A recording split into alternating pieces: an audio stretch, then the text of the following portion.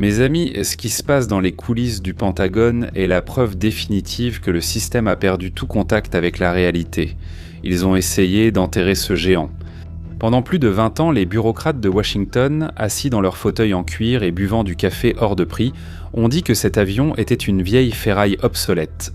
Ils disaient qu'il était trop lent, trop laid, et qu'il n'avait pas sa place dans la soi-disant guerre du futur.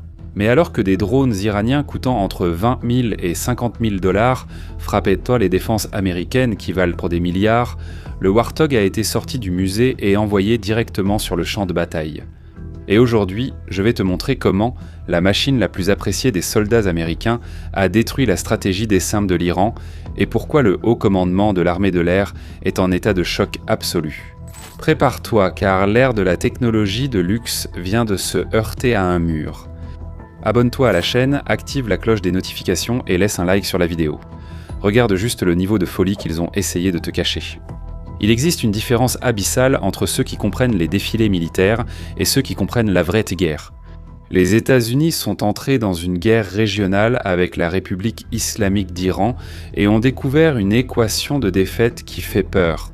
L'Iran a inondé le champ de bataille avec le drone Shahid, une pièce de technologie de pacotille, bon marché. Fabriqué avec des composants que l'on trouve dans n'importe quel magasin d'électronique. Chaque drone de ce type coûte entre 20 000 et 50 000 $. Pour un budget de guerre, c'est de la petite monnaie. Mais le plan de Téhéran était diabolique. Forcer les États-Unis à tirer des missiles d'interception de défense aérienne qui coûtent entre 2 et 4 millions de $ pour abattre ces jouets en plastique à hélice. Tu comprends la gravité de ça ? C'est une guerre d'asphyxie logistique et financière. Si les États-Unis suivaient dans ce jeu, ils gagneraient les batailles, mais perdraient la guerre par faillite. Les stocks de missiles sophistiqués s'épuiseraient en quelques mois, laissant le pays vulnérable. L'objectif de l'ennemi n'est pas d'abattre l'avion, c'est de ruiner le trésor américain. C'est une hémorragie financière conçue pour mettre la superpuissance à genoux.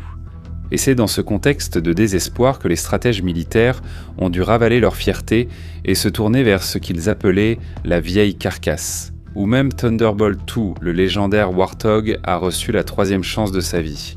Il a été conçu pendant la guerre froide pour détruire des colonnes de chars soviétiques. Ça, tu le sais peut-être. Ensuite, il a sauvé la peau des troupes américaines en Afghanistan et en Irak. Ça aussi, tu le sais. Et maintenant, il apparaît comme la seule arme capable de résoudre l'équation de coût que les génies du Pentagone ont ignorée. Le Pentagone a finalement compris quelque chose que l'axe des dictatures, l'Iran, la Russie et la Chine, avaient compris depuis longtemps.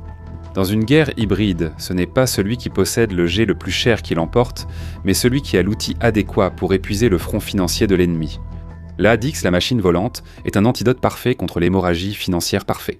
Alors qu'un F-35 de 5e génération est trop rapide et trop cher pour chasser de petits drones, l'A-10 plane au-dessus du champ de bataille.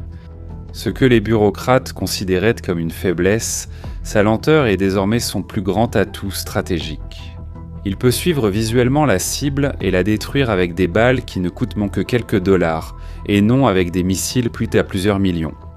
Et là, vous me demandez, Shimon, qu'est-ce qui fait de cette machine un monstre imbattable ? Faites attention à la physique de la chose. La A-10 n'est pas seulement un avion. C'est un canon GAU-8 Avenger de 30 mm qui, par hasard, a reçu des ailes.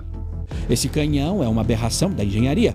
Il tire des projectiles perforants en métal fondu à une cadence tellement absurde que le son que vous entendez est le fameux «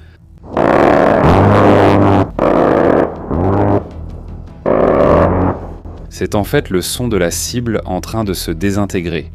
Il fonctionne comme un énorme fusil à pompe volant. Quand l'A-10 ouvre le feu, le drone n'est pas seulement touché, il cesse d'exister. Et le pilote ? Eh bien, le pilote vole à l'intérieur d'une baignoire en titane pur de 540 kg, conçue pour résister à des tirs directs d'armes anti-aériennes au sol. Le pilote de l'A-10 est un gladiateur dans une caisse en métal brut, tandis que le pilote du F-35 est un technicien aux commandes d'un ordinateur fragile en verre. Eh bien, toute proportion gardée, parce que le F-35 est incroyable. Le Warthog peut perdre la moitié d'une aile, perdre un de ses moteurs, et il continue à chasser. Il opère dans la boue, la poussière, et avec ce qu'il a sous la main. C'est l'intelligence d'utiliser un fusil à pompe en titane pour tuer des moustiques, au lieu d'essayer d'utiliser un laser de précision à $1 milliard qui tombe en panne au premier coup de vent. Et ce que nous voyons, c'est l'effondrement d'une mentalité bureaucratique qui a failli détruire la défense américaine. Pendant 2 décennies, l'armée de l'air a insisté sur le fait que l'ADIX était obsolète parce qu'il voulait inventer le F-35 comme solution à tout. Il voulait être une technologie de luxe pour une bagarre de rue. Mais utiliser un F-35 pour chasser un drone Shahid, c'est comme utiliser une Ferrari pour poursuivre une tondeuse à gazon. Cela n'a aucun sens logique ou financier. C'est du gaspillage de votre argent au nom de contrats de plusieurs milliards avec un complexe militaro-industriel. Et vous devez vous souvenir de la scène classique d'un F-22 abattant un ballon chinois. La leçon de l'Ukraine et maintenant la réalité de l'Iran ont prouvé que des armes rustiques et bon marché sont l'épine dorsale de tout conflit réel. ADIX utilise également les roquettes APKWS qui sont guidées par laser et coûtent une fraction du prix d'un missile Patriot. C'est l'efficacité économique qui l'emporte sur le fantasme technologique. Oui, la technologie est importante, mais elle coûte très cher. Le ADIX a révélé que sur le champ de bataille hybride, ce qui compte, ce n'est pas la taille de votre budget marketing, mais si vous avez l'outil adéquat pour neutraliser la menace sans compromettre votre avenir financier. Maintenant, notez un détail crucial qui sépare les hommes des garçons. La Russie a tenté de ressusciter du matériel ancien en Ukraine, mais elle l'a fait par désespoir et par manque d'options. Les États-Unis ressuscitent l'ADIX par un choix tactique délibéré et intelligent. Et la Chine ? Eh bien, la Chine est le plus grand point d'interrogation. Ils ont des usines, ils ont les chiffres, mais leur technologie est en carton. Mais pourquoi en carton ? Eh bien, ils n'ont jamais mené une véritable guerre à l'ère moderne. Ils ont le savoir-faire d'adaptation et de copie que les Américains ont acquis en décennies de combats réels. Le ADIX prouve que l'ingénierie américaine d'il y a 50 ans était tellement bien faite qu'elle reste encore aujourd'hui le cauchemar des drones de dernière génération. L'AirTag n'est pas prêt pour le musée, il est prêt pour la chasse. Il est passé de destructeur de chars soviétiques à protecteur de troupes et, finalement, à exterminateur des saints. Son faible coût et son armement brut le rendent idéal pour contrer la stratégie iranienne.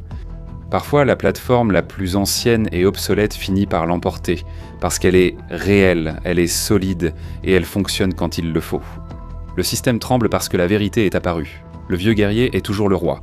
Mais je veux savoir ce que tu en penses. Est-ce que tu utiliserais une Ferrari pour courir après une tondeuse à gazon, ou bien l'ancien AirTag qui nettoie le ciel avec des balles de 30 mm et rentre à la maison une fois le travail accompli ? Commentez ici, écrivez ci-dessous si vous êtes fan de cette légende et si vous pensez que le Pentagone devrait arrêter d'essayer de retirer ce qui fonctionne vraiment. Et faites attention, si vous voulez comprendre la stratégie de guerre que les médias traditionnels ignorent, si vous voulez voir les documents, les analyses que l'algorithme essaie d'étouffer, vous devez rejoindre notre bunker, une communauté exclusive sans censure. Code QR à l'écran, lien dans la description et dans le commentaire épinglé. C'est là-bas qu'on dit la vérité crue, peu importe qui ça blesse. Et il y a déjà plus de 3000 membres qui soutiennent notre contenu ici. Alors rejoignez-nous. Si vous aimez l'histoire militaire et cherchez des séries et films fidèles au combat, découvrez notre chaîne dédiée. Des recommandations de vrais films, sans agenda idéologique ni culture woke, sans plainte. Le lien est dans la description et sur la fiche qui va apparaître. Blindez votre esprit. Je suis Shimon Oliveira, rendez-vous dans la prochaine vidéo. Abonnez-vous, activez la cloche et likez. À bientôt.